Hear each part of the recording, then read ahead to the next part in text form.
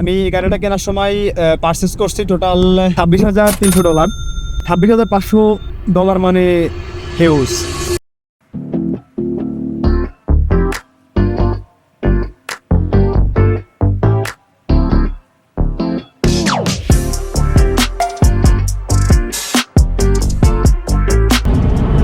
Hello everyone, this is Fazle রাব্বি।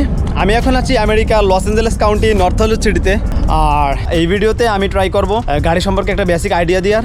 যদিও সব গাড়ি সম্পর্কে দিতে পারবো না, আমার ফ্রেন্ড সার্কেলের মধ্যে যাদের গাড়ি আছে তাদের গাড়ি সম্পর্কে একটা বেসিক আইডিয়া দেবো এবং সবার সাথে কথা বলার ট্রাই করব যে তাদের গাড়ি সম্পর্কে তাদের কী মতামত। আর শুরুতে আমার গাড়ি নিয়ে একটি ধারণা দেওয়া যাক। এটা হচ্ছে আমার গাড়ি। আমার গাড়ি হচ্ছে 2024-এর হোন্ডা সিভিক ইএক্স। হোন্ডা সিভিকের 3টা ভার্সন থাকে, একটা Honda Civic LX, Honda Civic sports, Honda Civic AX. এই 3টার মধ্যে হোন্ডা সিভিক ইএক্স হচ্ছে তো লাক্সারি, আর হোন্ডা সিভিক এলএক্স ওইটা বেসিক। ওইটার হচ্ছে এই যে রিমটা, এই রিমটা আসে হচ্ছে প্লাস্টিকের, স্লিপার আসে না। আর হোন্ডা সিভিক স্পোর্টস যেটা, হোন্ডা সিভিক স্পোর্টসটা এই রিমটা আসে ঠিকই স্টিলের, কিন্তু সানরুফ থাকে না, আর ভিতরের ফিচারগুলো একটু বেসিক। আর আমার যেটা হোন্ডা সিভিক ইএক্স, এটা হচ্ছে 3টা হোন্ডা সিভিকের মধ্যে একটু প্রিমিয়াম। আমার এটার রিম ওয়াশ স্টিলের এই রিমটা, আর সানরুফ আছে। তো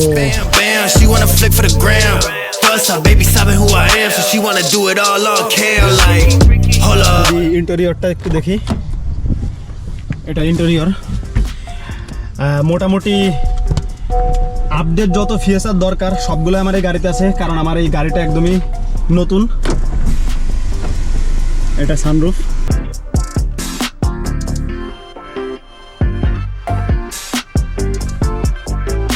আমার এই গাড়িটা কিনছি কত মাস, এই তো এই গাড়িটার বয়স 8 মাস। তো 8 মাস থেকে আমি যখন এই গাড়িটা কিনছিলাম, আমি এই গাড়িটা কেনার সময় পারচেস করছি টোটাল $26,300, হয়তো বা প্লাস রেজিস্ট্রেশন ফিটি সব কিছু মিলে 26,500 বা 26,700 এরকম ছিল।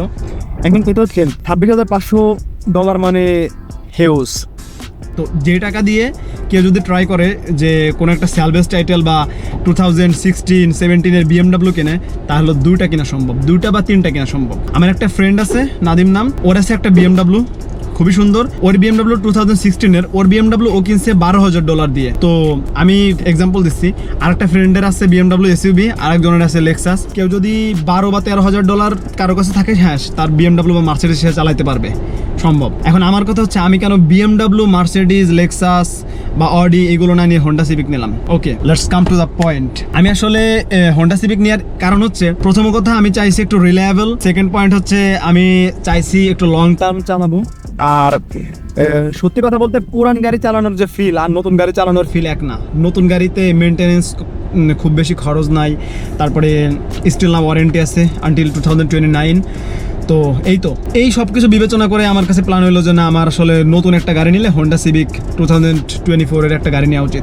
তো ওই সমস্ত চিন্তা করেই, যদিও আমি অনেক টাকা খরচ করছি গাড়িটা কেনার পেছনে, আমি চাইলে এত টাকা না দিয়েও কিনতে পারতাম। তো আমি চাইছি যেহেতু লং টাইম চালাবো, তো ব্র্যান্ড নিউ গাড়ি নেওয়া যাক। তো নতুন BMW কিনলে কেমন খরচ পড়বে? কেউ যদি নতুন গাড়ি BMW নেয়, তাহলে তার 50,000 প্লাস টাকা কিনতে হবে বা 40,000 প্লাস, এটা হিউজ টাকা। আমেরিকাতে একটা জিনিস হচ্ছে, এই যে আজকে তানভীর মাস্টাং GT কিনতেছে, ও ফাইন্যান্সে নেবে, তো এখানে লোনে নেওয়া সম্ভব। আপনি মান্থলি ফাইন্যান্সে ইনস্টলমেন্টে পেমেন্ট দেবেন, লোনে গাড়ি নেওয়া সম্ভব।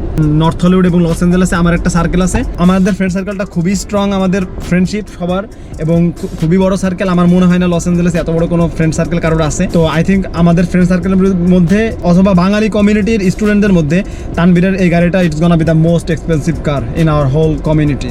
এই তো। আর এই গাড়ির শেষে আমি আমার আরেকটা ফ্রেন্ড আছে নাদিম, ওর গাড়িটা দেখাবো। ওর আছে BMW। এখন আমি আছি গ্যালপিন ফোর্ডের সামনে।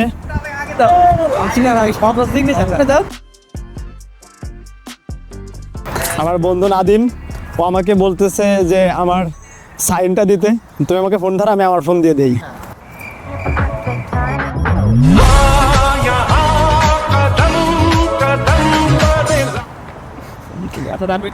সো এটা হচ্ছে গ্যালপিন ফোর্ড। আর আমার ফ্রেন্ড যে নাদিম, ওর যে BMW, এটা হচ্ছে সেই BMW যার কথা একটু আগে বলতেছিলাম, 2016। এটা সম্ভবত 428i। সরি 428।